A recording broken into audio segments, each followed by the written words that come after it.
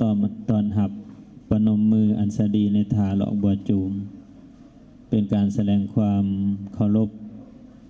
พระเดชพระคุณแม่ทานใหญ่ปริญญาเอกพงประเสริฐพรหมวงศ์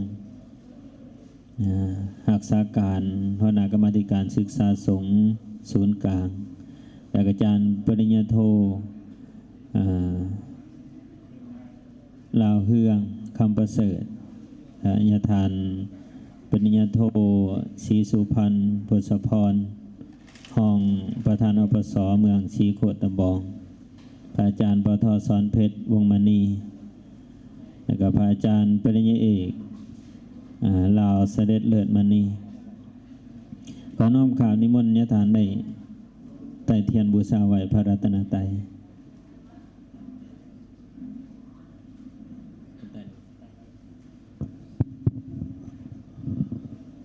อะระหังสัมมาสัมพุทโธภะคะวาพุทธังภะคะวันตังอภิวาเทมิสวากขาโตภะคะวะตาธัมโมธัมมังนามัสสามิสุปฏิปันโนภะคะวะโตสาวกสังโฆสังฆังนามามิ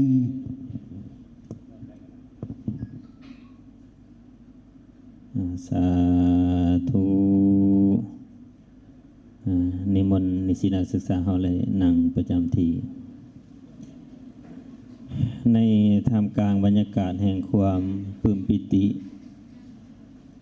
บรรยากาศอันเป็นสิริมงคลอันยิ่งในการมอบใบประกาศนียบัตรของนักศึกษาวันที่26ที่วิทยาลัยครูสงฆ์องค์ตื่อในครั้งวันที่11 พฤศจิกายน 2025ขอหน่อยขออนุญาตผ่านวาระในการดำเนินพิธีหลังนี้พิธีไหว้พระรัตนตรัยวิธีการเสนอแขกเข้าห่วมผ่านบทรายงานและก็มอบใบย่อให้แก่นักศึกษามอบใบประกาศนียบัตรรับฟังคำโอวาทคารวะพระรัตนตรัยและก็ถ่ายรูปรวมในเวลาพิธีสุดท้ายในบรรยากาศอันเป็นบุญอันเป็นกุศลข้าน้อยขอน้อมใบคุณพระศรีรัตนตรัยอันเป็นธงชัยอันสูงสุดในบวรพระพุทธศาสนาขอน้อมข่าวถวายความเคารพพระอาจารย์ใหญ่ปริญญาเอกพงประเสริฐพรหมวงศ์รักษาการกรรมาธิการศึกษาสงฆ์ศูนย์กลางผู้อำนวยการวิทยาลัยกุศลองค์ตื้อไล่เมตตาเป็นประมุขประธานขอเสียงสาธุการพร้อมกันสาธุถวายความเคารพพระอาจารย์ศรีสุพรรณพุทธพรห้องประธานอปสเมืองศรีโคตบองเมตตาเขาห่วมสาธุพระอาจารย์ปทบุญจันทร์แก้วอุ่นกองอปสเมืองไซเศรษฐาเมตตาให้เกียรติเขาห่วมสาธุพระอาจารย์ใหญ่สอนนินแก้วนามอปสเมืองศรีสัตนาเมตตาให้เกียรติเขาห่วมสาธุพระอาจารย์กาสมลาอปสเมืองจันทบุรีเมตตาให้เกียรติเขาห่วมสาธุน้อมข่าวถวายความเคารพพระอาจารย์พระเทรานุเทระทุกอาทุกองค์แสดงความนับถือหักแพงนิสิตนักศึกษาทุกอาทุกองค์ขอถือเป็นเกียรติเจริญพรทานมิไลศักดิ์บุตรมาลาวนาของการศึกษาสงฆ์ศูนย์กลางเลยให้เกียรติเขาห่วมสาธุแต่ขอถือเป็นเกียรติเจริญพรทางคณะอำนวยการคณะครูอาจารย์ทุกองค์ฐานขอเจริญพรทานนางคำพัฒน์ไสยะลินคำกรมสารครูห้องหัวหน้ากรมและให้เกียรติเขาห่วมสาธุก็ขอเจริญพรทางออกตนญาติโยมมาทุกคนทุกฐานที่ มาร่วมในพิธีอันเป็นสิริมงคลแสดงความยินดีในการมอบใบประกาศนียบัตรให้แก่บัณฑิตจบใหม่โอกาสต่อไปก็นายขอเจริญพรฐานอาจารย์อ้วนสุริจันทร์ห้องผู้อำนวยการได้ขึ้นผ่านบทรายงานขอเจริญพร กับก่อนอื่นก็น้อมไฟคุณพระศรีและพระรัตนตรัยขอนอนมัสการอย่างพระอาจารย์ปริญญาเอกพวงประเสริฐภูมิวงศ์ผู้อำนวยการวิทยาลัยกุศลตื้อที่เคารพนับถืออย่างสูงก็ขอนอนมัสการพระเทรานุเทระพร้อมด้วยนิสิตนักศึกษาทุกองค์คอยเฮียนทางคณะพักคณะอำนวยการวิทยาลัยกุศลตื้อแขกที่ทึกเสริญและเข้าร่วมในพิธีอันมีเกียรติพิธีมอบใบประกาศนียบัตรแก่นักศึกษาในมื้อนี้นี่พร้อมด้วยครูอาจารย์ทั้งหมดวิทยาลัยกุศลตื้อที่รับถือและฮักแพงข้าพเจ้าต่างหน้าคณะครูอาจารย์วิทยาลัยกุศลตื้อขออนุญาตผ่านบทรายงานย่อในการจัดตั้งปฏิบัติเป็นการเรียนการสอนประจำศึกษา 2024-25 และกทิศทางแผนการ 2025-2026 สาธารณรัฐประชาธิปไตยประชาชนลาวสันติภาพเอกราชประชาธิปไตยเอกภาพวัฒนถาวรกระทรวงศึกษาธิการและกีฬากรมสร้างครูวิทยาลัยกุศลตื้อบทรายงานการจัดตั้งปฏิบัติการเรียนการสอนประจำเรียน 2024-2025 และแผนการจัดตั้งปฏิบัติการเรียนการสอนประจำเรียน 2025-2026 วิทยาลัยกุศลตื้อ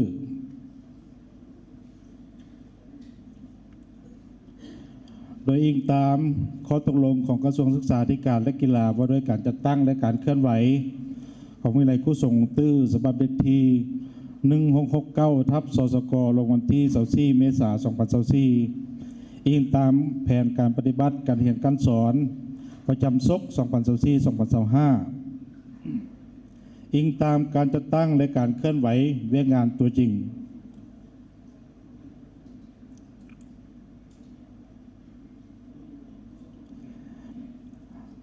ข้าพเจ้าขออนุญาตผ่านบทสรุปบทรายงานโดยย่อดังนี้โลแมงหนึ่งภาคเสนอวิทยาลัยกุศลตื้อเป็นสถาบันการศึกษาพุทธศาสนาที่เก่าแก่ของการศึกษาทรงลาวได้สร้างตั้งขึ้นในปี 1925 มาถึงปัจจุบันโดยมีการพัฒนาปรับปรุงเปลี่ยนแปลงและจัดการเรียนการสอนเป็นระบบมีหลายรูปแบบและหลายสาขาวิชาเรียนเช่นปี 1925 ได้เริ่มสร้างตั้งโรงเรียนและชื่อว่าโรงเรียนพระปริยัติธรรมปี 1950 ได้เปลี่ยนชื่อมาเป็นโรงเรียนปาลีชั้นสูงเตรียมอุดมเตรียมตีอุดมตีอุดมโทและอุดมเอกปี 1976 ได้เปลี่ยนมาเป็นโรงเรียนสร้างครูสงฆ์เป็นระบบชั้นต้นและชั้นกลางระบบ 5+3 และ 8+3 ท้ายปี 1996 ได้หันจากโรงเรียนสร้างครูสงฆ์มาเป็นวิทยาลัยสงฆ์ระดับอนุปริญญาตรีชั้นสูงเรียน 3 ปีเรียนปี 2010-2011 ได้เริ่มเปิดการเรียนการสอนสายครูพุทธศาสนาระบบ 12+4 ปริญญาตรีเรียน 4 ปีจนถึงปัจจุบันโครงสร้างการจัดตั้ง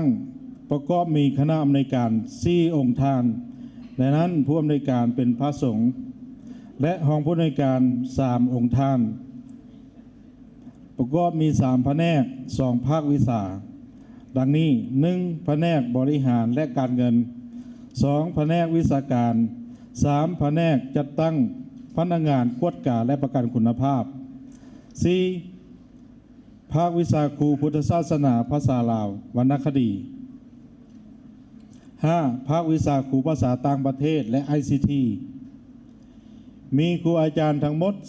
30องค์ท่านหญิง4ท่านในนั้นเป็นบรรพชิตครู8องค์และบริหาร1องค์มีบรรพชิตสอนช่วย6องค์ซกเฮียน2024-2025มีนักศึกษาปี1ฮอดปี4ทั้งหมด67องค์ประกอบมี3สายเหียน 1. สายครูพุทธศาสนาภาษาลาว 2. สายครูภาษาอังกฤษ 3. สายครูภาษาลาววรรณคดีรวมแห่ง2การจัดตั้งปฏิบัติการเรียนการสอนในซกเฮียน2024-2025ในซกเฮียน2024-2025มีนิสิตนักศึกษาทั้งหมดโดยเฉพาะปี4ทั้งหมด29องค์ที่จบหลักสูตรการสร้างครูระดับปริญญาตรี12+4อยู่ในหั่นมี3สายเรียน 1. สายครูพุทธศาสนาภาษาลาวและวรรณคดีจำนวน14องค์สายครูภาษาอังกฤษจำนวน8องค์สายครูภาษาลาววรรณคดีจำนวน7องค์ในจำนวน29องค์ได้สำเร็จการศึกษาตามหลักสูตรการสร้างครูของวิทยาลัยครูทรงตื้อและได้เคลื่อนไหวนอกหลักสูตรที่ได้กำหนดไว้เป็นต้นแมนได้ผ่านการลงได้ผ่านการลงปฏิบัติเวียงงานฝึกหัดวิชาชีพครูโรงเรียนมัธยมตอนต้นสีฐานเหนือเมืองสีโคตรตะบองนครหลวงวิจันทร์โรงเรียนมัธยมสมบูรณ์สงเมืองแป๊กแขวงเชียงขวางโรงเรียนมัธยมต้นสงเมืองหุนแขวงอุดมไสโรงเรียนมัธยมตอนต้นสงเมืองเงินแขวงสัญญบุรีและโรงเรียนมัธยมตอนต้นสงเมืองทงมีไสแขวงสัญญบุรี 2. ได้ผ่านการเขียนบทวิจัยจบสั้นในห้องเรียนและได้ป้องกันบทสำเร็จ 3. ได้ผ่านการลงปฏิบัติกรรมฐาน 4. ได้ผ่านการลงรับใช้ศาสนกิจอยู่ภายในและต่างแขวงผ่านการปฏิบัติหลักสูตรการสร้างครูนักศึกษาจำนวน24องค์มีผลการเรียนดังนี้ 1. สายครูพุทธศาสนาภาษาลาวคะแนนเฉลี่ยได้ 3.41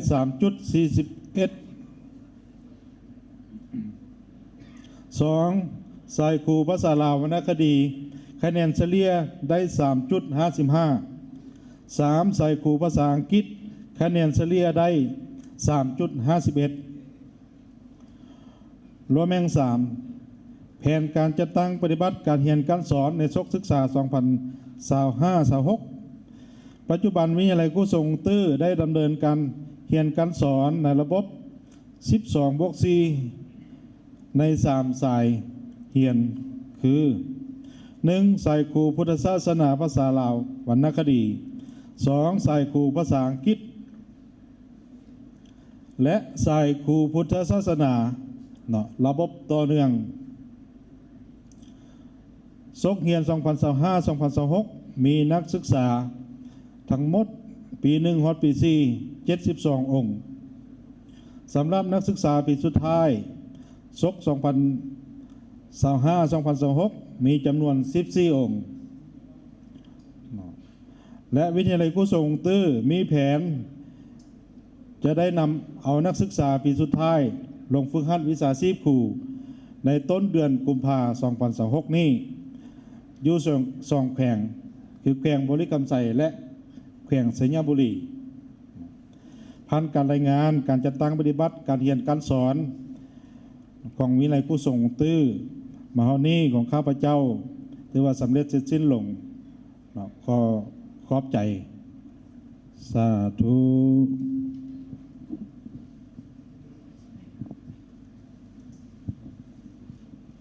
โดยสาธุขอบใจนำทันอาจารย์ขวัญสุริจันทร์ห้องผู้อำนวยการวิทยาลัยครูทรงองค์ตื้อได้ให้เกียรติผ่านบทรายงานต่อไปขณะขอน้อมขาบนิมนต์พระอาจารย์ปริญญาเอกบุญจันทร์จันทสิทธิ์ห้องผู้อำนวยการวิทยาลัยครูทรงองค์ตื้อและเมตตาขึ้นอ่านขอตกลงการมอบรับใบย่องย่อให้แก่นักศึกษาดีเด่นในหุ่นที่26ข้อน้อมขาบนิมนต์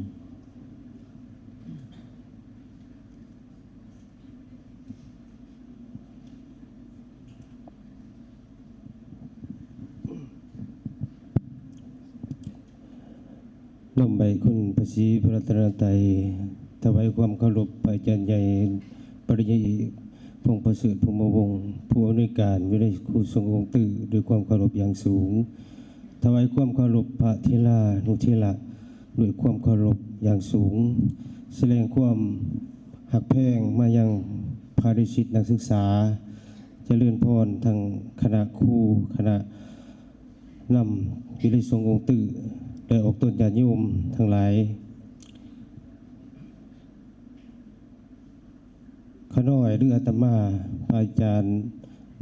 ปริญญาเอกบุญจันทร์จันทสิทธิ์ห้องผู้อำนวยการวิทยาลัยสงฆ์ครูทรงองค์ตื้อจะเลยอ่านขอตกลงเพื่อเป็นการย่องย่อภายในชั้นนักศึกษาที่มีคะแนนนับแต่เกรด 4 ขึ้นไปสาธารณรัฐประชาธิปไตยประชาชนลาวสันติภาพเอกราชประชาธิปไตยเอกภาพวัฒนาถาวรกระทรวงศึกษาธิการและกีฬากรมสังคูวิทยาลัยครูทรงองค์ตื้อขอตกลงว่าร่วมการมอบใบย่องย่อให้แก่นักศึกษาที่สำเร็จการศึกษาหุ่นที่26ของวิทยาลัยครูทรงองค์ตื้อที่มีผลการเรียนดีเด่น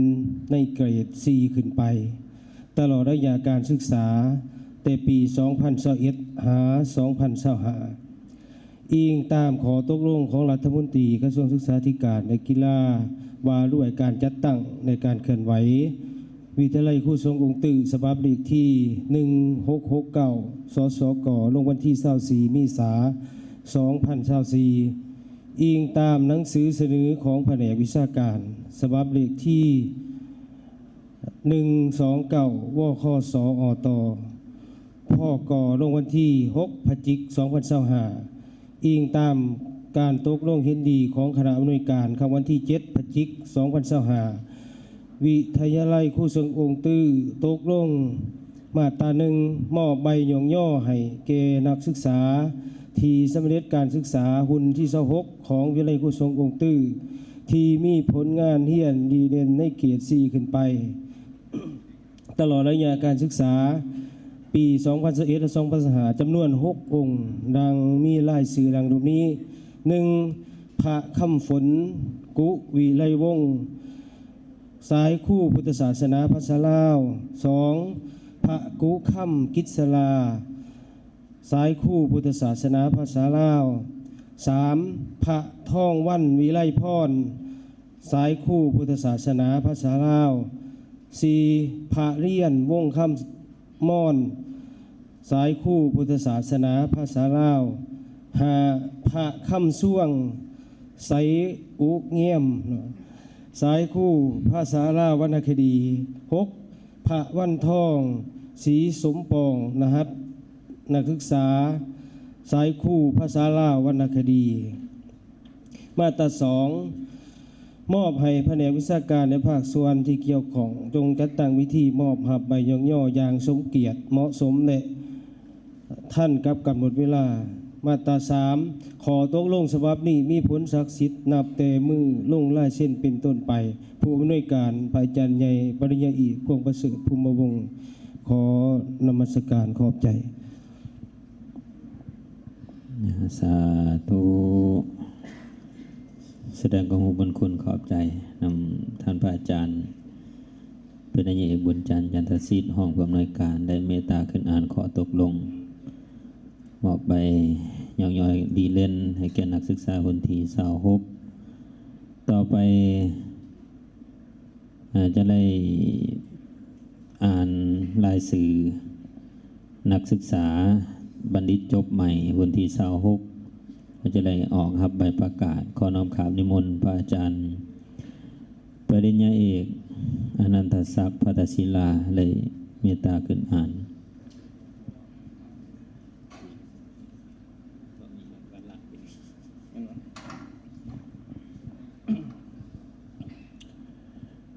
ขอนำใบคุณพระศรีรัตนตรัยนำนึกถึงคุณพระเจ้าใหญ่องค์ตื้อขอนำถวายความเคารพพระอาจารย์ใหญ่ปริญญาเอกพงษ์ประเสริฐภูมิบงศ์รักษาการคณะกรรมาธิการศึกษาสงฆ์ศูนย์กลางผู้อำนวยการวิริกุศลองค์ตื้อข้าน้อยพระอาจารย์อนันตศักดิ์พัทศิลารักษาการหัวหน้าแผนกวิชาการวิริกุศลองค์ตื้อขออนุญาตอ่านขอตกลงและได้นามนักศึกษาและได้นามบัณฑิตในนามถัดไป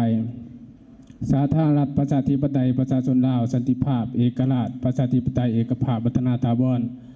กระทรวงศึกษาธิการและกีฬาเด็กที่5289สสกขอตกลงว่าด้วย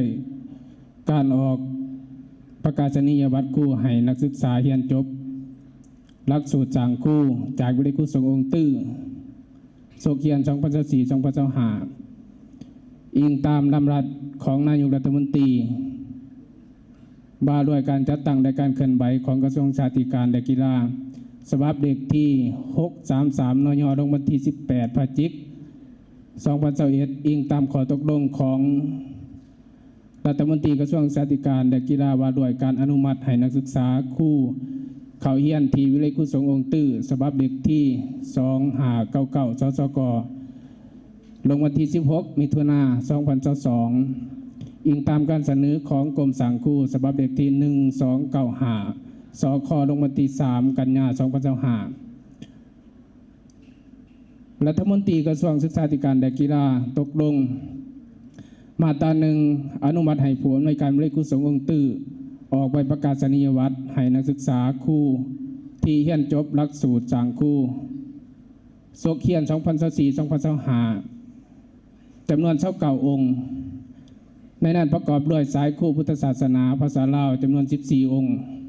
สายครูภาษาอังกฤษจำนวน8องค์สายครูภาษาลาววรรณคดีจำนวน7องค์มาตรา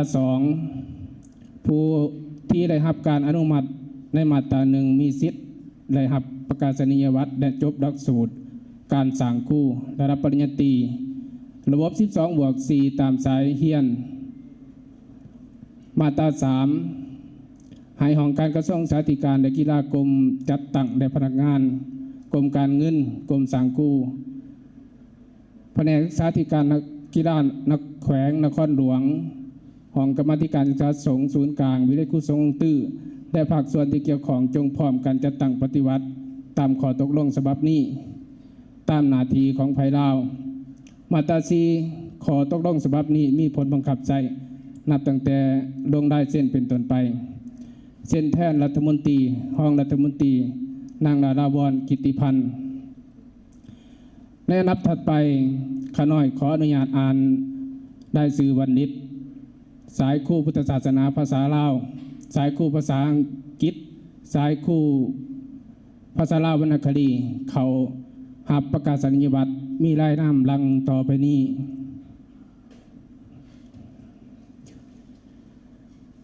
พระสอนทวีพรหมมาจากพระสิงห์คำศรีแสงจันทร์พระสายสวรรค์เขียนติพลพระนูแสงสุดินพระคำผลกุวิไลวงศ์พระขาบวิไลพรพระวันสุประเสริฐพระเลียนบงคำมอนพระปัญญาธรรมวงศา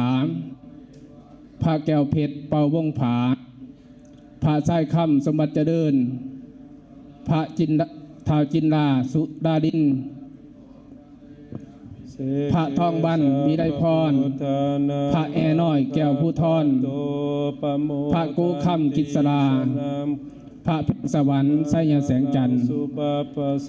พระอนุสรณ์คันธวิไลพระทองสักบันทอง พระแสงวาลีวงบันไซพระวิรัตอิทธิกุลพระบุญรอดบุตรสริยวงศ์พระอนุรักษ์ไสยแสงพระคำถนอมจันสุนอมพระบุญเทียมโพธิราชพระธงไสสุวรรณราชพระนอดดำรงบุญพระสมเพียรไสสนาพระคำช่วงจิตตวัตโตพระวันทองศรีสมปองพระสมปองพรหมทีข้าปัตโตปโมทันติสุนาคตังคาลังสุบาปสังสุโหจิตังสุขโนมโตจะสุญิทังพรหมจารีสุปทากินังกายกรรมังกัมกันกินังปทากินังในสื่อวันนี้จบใหม่มีจำนวนทั้งหมด32 องค์ก็น้อยที่ได้อ่านในสื่อ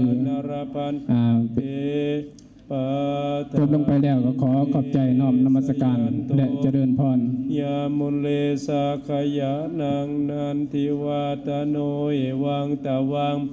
โยโหหิสยสุสยมังคะเลมสิตาปลังเกสิเสปัตวิบุคาเลอภิเสเกมพุทธานังอังคาปัตโตปโมทันติขตังสุมังคาลังสุบัปปะสังสุโหจิตังสุขโนโหโตจาสุญิตังพรหมจารีสุปัฏฐากินังกายมังวาจากัมมังปัฏฐากินังปัฏฐากินังมโนมปณิทิเตปัฏฐากินาปัฏฐากินานิกัตปานารพันตะเทปัฏฐากิเนขอเสียงสาธุการ3 เถื่อพร้อมกันสาธุสาธุสาธุอนุโมทามิขออนุโมทนาสาธุการนำบัณฑิตจบใหม่ขออนุโมทนาขอบใจในความเมตตาของพระเดชพระคุณญาติฐานโมทุกอาทุกองค์ในพิธีอันเป็นสิริมงคลในการมอบใบประกาศของนักศึกษาหุ่นนิสาว6ที่วิทยาลัยครูสงฆ์องค์ตื้อ